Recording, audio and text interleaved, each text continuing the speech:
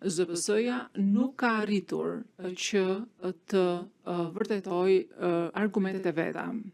Për të qenë të qartë, termi policia UÇK-s ose PU-s është një tezë e ZPS-s e hartuar si një kosh ku ZPS-ja mund të hitë sa më shumë dëshmi përmes provave jogoriore për të dhënë përshtypjen e gabuar që ekzistonte një forcë policia dhe që drejtohej nga zoti Selimi si ministri i Rendit Publik.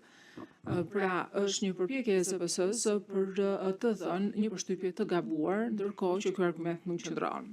Sikur se kemi thënë në dosjen tonë përfundimtare, pas qershorit, UÇK-ja dhe Policia Ushtarake e UÇK-s ka qenë në komandë dhe në strukturat dhe ka qenë në përgjegjësinë e komandantëve të zonave, nuk ka qenë në përgjegjësinë e zotit Selime.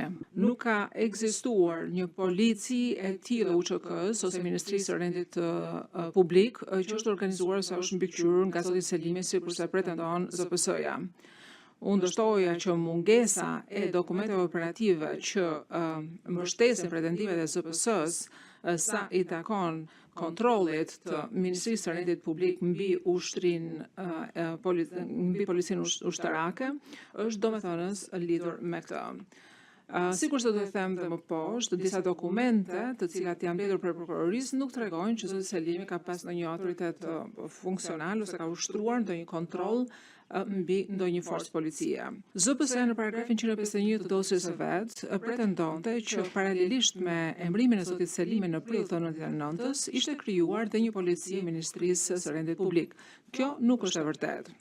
Në mbështetje të këtij pretendimi, në dosjen e vet përfundimtare, ZPS-ja i referohet vetëm paragrafeve 21 të këtyre proces verbaleve të kontestuara të takimit, dhe nuk ka asnjë provë konfirmuese të paraqitur nga dëshmitar apo nga ZPS-ja që mbështesin një pretendim të tillë.